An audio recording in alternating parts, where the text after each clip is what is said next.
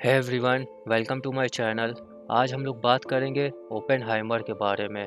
So join us as we delve into the life of the most enigmatic and influential figure of 20th century, J Robert Oppenheimer.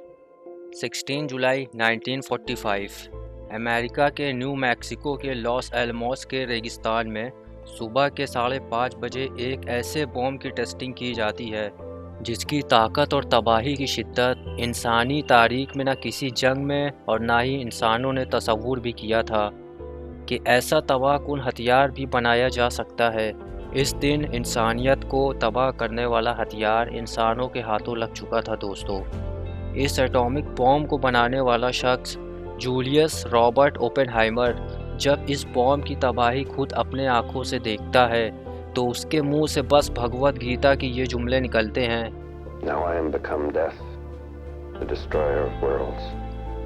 इस bomb की तबाही देखकर Oppenheimer हैरान हो जाता है, क्योंकि जितना इन्होंने एक्सप्लोजन की तबाही तस्वूर की उससे 50 गुना ज़्यादा ख़तरनाक एक्सप्लोजन होता है।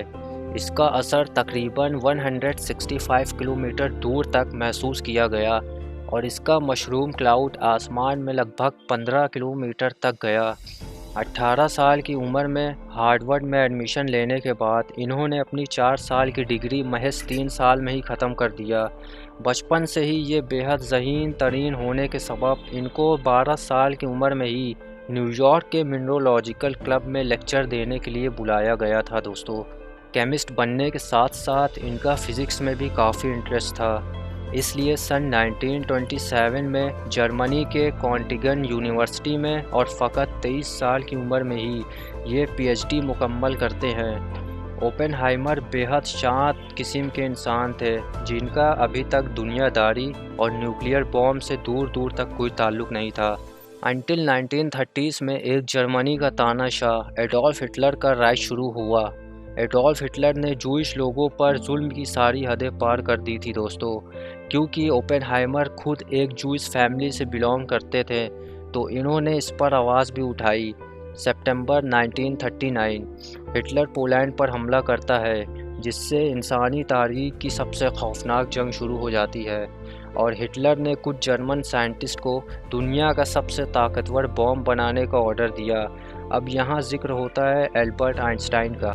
एल्बर्ट आइंस्टाइन एडोल्फ हिटलर के इस हथियार के खतरे को भांप लेते हैं और एक लेटर लिखते हैं अमेरिका के प्रेसिडेंट फ्रैंकलिन डी रूजवेल्ट को कि हिटलर एक बेहद ताकतवर बॉम्ब बना रहा है जिससे वो हम पर हवाई हमला कर सकता है, इसलिए हमें भी एक न्यूक्लियर हथियार बनाना चाहिए। लेटर पढ़ने के बाद प्रेसिडेंट रूजवेल्ट ने फौरी अमल किया। साइंटिस्ट और यूएस मिलिट्री को ऑर्डर दिया कि तुरंत रिसर्च प्रोजेक्ट जारी किया जाए, जिसको बाद में हमने मैनहट्टन प्रोजेक्ट के नाम से जाना। इस प्रोजेक्ट के लिए अमेरिका आइंस्टाइन को ही लेती, पर एल्बर्ट आइंस्टाइन का बैकग्राउंड जर्मनी से था तो यूएस आर्मी को शक था कि एल्बर्ट आइंस्टाइन एक पोटेंशियल थ्रेट बन सकते हैं, ये कोई चाल हो सकती है, इसलिए इस प्रोजेक्ट की लीड ओपेनहाइमर को दे दी गई। आइंस्टाइन की तरह ओपेनहाइमर को भी लगता था कि अमेरिका को भी एक ऐसा हथियार बनाना चाहिए। 1945 इस प्रोजेक्ट पर अमेरिका ने बेतहाशा पैसा बहाया। इस प्रोजेक्ट पर टोटल $2.2 बिलियन का खर्चा आया दोस्तों। अमेरिका की हिस्ट्री में ये सबसे इम्पोर्टेंट और सीक्रेट प्रोजेक्ट होने वाला था, इसलिए इस प्रोजेक्ट में काम करने वाले लोगों की बड़ी जांच पड़ताल के बाद चुना जाता ताकि इस मैनहट्टन प्रोजेक्ट की खबर बाहर के लोगों तक ना पहुंचे। इसमें कुल 4 लोगों की कैटेगरी थी, जिसमें टेक्नीशियन, रिसर्चर, साइंटिस्ट और लोअर स्टाफ थे। सबको इस सुपर सीक्रेट प्रोजेक्ट के बारे में सख्ती से मनाही थी कि इस प्रोजेक्ट की खबर किसी को भी ना पता चले, यहाँ तक कि खुद के घर वालों को भी नहीं। इन्हें एक दूसरे का असली नाम तक नहीं पता होता था, इन्हें एक फेक नेम दिया जाता। यहाँ लेटर आते थे लेकिन फेक एड्रेस पे, और वो एड्रेस था PO बॉक्स 1663 न्यू मैक्सिको। और यहाँ तक के लेटर में शहर के नाम तक नहीं मेंशन किया जाता था दोस्तों। जब कोई लेटर आता उससे पहले सेंसर डिपार्टमेंट सारे लेटर का मुआयना लेता, उन्हें पढ़ता, तब उन्हें आगे भेजा जाता था। इस प्रोजेक्ट साइट पर सिक्योरिटी बहुत सख्त रखी गई थी। वर्कर्स ना एंट्री पास के बगैर अंदर जा पाते और ना ही एग्जिट पास के बगैर बाहर आ पाते।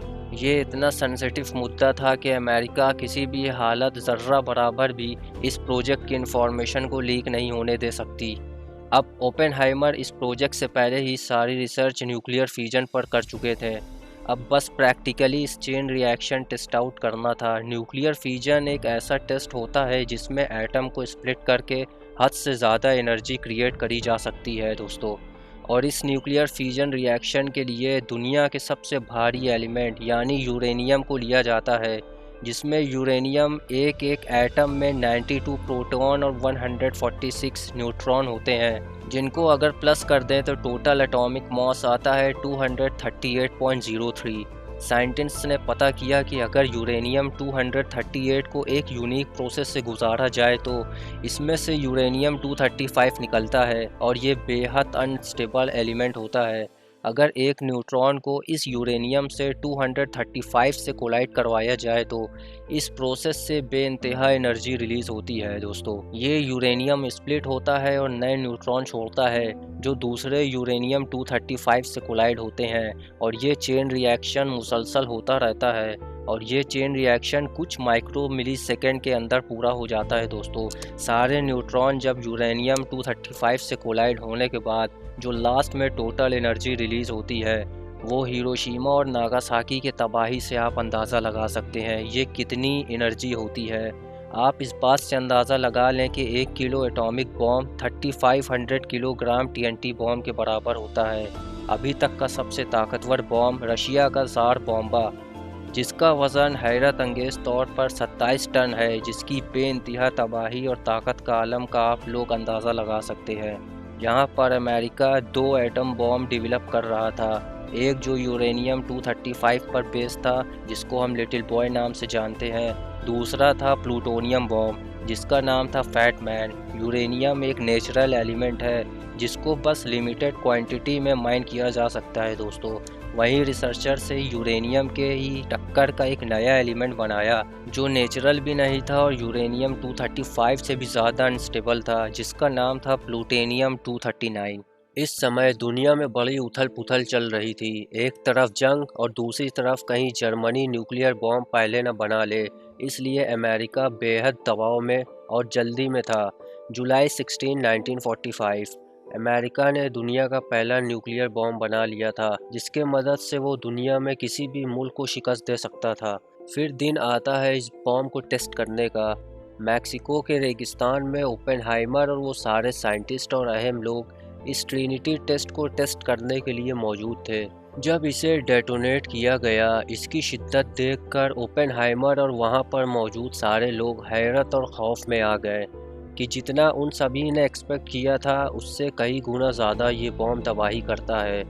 इंसानियत को नस्त नाबूद करने वाला हथियार इंसानों के हाथों में लग चुका था। इसी टेस्ट को देखने के बाद ओपेनहाइमर के भगवत गीता की वही लाइन मुंह से निकलती है। ये भगवत गीता से बहुत ज़्यादा इन्फ्लुएंस थे। 6 अगस्त 1945 ठीक एक महीने बाद अमेरिका ने इस बॉम्ब को जापान के हिरोशिमा और नागासाकी पर इस्तेमाल कर डाला, जिसमें सिर्फ इन 2 हमलों में 2.5 लाख से भी ज़्यादा लोग मारे गए। जापान इसको झेल न सका और 6 दिनों के बाद इसने सरेंडर कर दिया। ओपेनहाइमर इन 2 हमलों में लोगों की मौत की तादाद देखकर बिल्कुल टूट गए। उन्हें डर लगने लगा कि फ्यूचर में आगे क्या होगा, ये कैसी टेक्नोलॉजी इंसानों के हाथों मैंने लगा दी। इसलिए इन्होंने इस बॉम्ब पर बैन लगाने की मुहिम जारी की और लेटर लिखकर खुद ये वॉशिंगटन तक गए सेक्रेटरी ऑफ वॉर से मिलने और इस लेटर को देने, मगर इसका कोई फ़ायदा ना हुआ। बजाय इसके 1949 में सोवियत यूनियन के हाथों में भी न्यूक्लियर बॉम्ब लग चुका था। इस पेचीदा टेक्नोलॉजी सोवियत यूनियन के हाथों कैसे लग गई, ये बात किसी को हजम नहीं हो रही थी। शायद इसके सबब अमेरिका का ओपेनहाइमर पर शक जाहिर हो गया। इस समय तक अमेरिका के प्रेसिडेंट भी बदल चुके थे। एक इंक्वायरी बैठाई गई जिसमें ओपेनहाइमर को सोवियत का एजेंट बताया गया,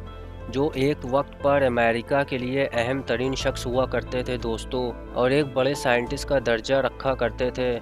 आज उन्हीं को जिल्लत उठानी पड़ रही थी। उनके सिक्योरिटी क्लियरेंस और प्रोजेक्ट राइट्स छीन लिए गए। आगे चलकर ये एटॉमिक एनर्जी कमीशन के साथ काम करते हैं। ऐसे न्यूक्लियर हथियारों पर बैन लगने लगे। 1961 में जॉन एफ कैनेडी अमेरिका के नए प्रेसिडेंट बने और वो ये बात दोस्तों जानते थे कि ओपेनहाइमर बेकसूर है। इसलिए इन्होंने ओपेनहाइमर को अमेरिका का सबसे बड़ा साइंटिफिक अवार्ड भी दिया। इन्हें नोबेल प्राइज़ के लिए भी 3 बार नॉमिनेट किया गया। दोस्तों 62 साल की उम्र में थ्रोट कैंसर की वजह से 1966 में ये इस दुनिया से चल बसे। इनकी एशेस यूएस वर्जिन बीच के आइलैंड पर बहा दी गई, जो कि आज ओपेनहाइमर बीच नाम से जाना जाता है। पिछले 80 सालों से न्यूक्लियर बॉम्ब को किसी भी जंग में फिर इस्तेमाल नहीं किया गया दोस्तों।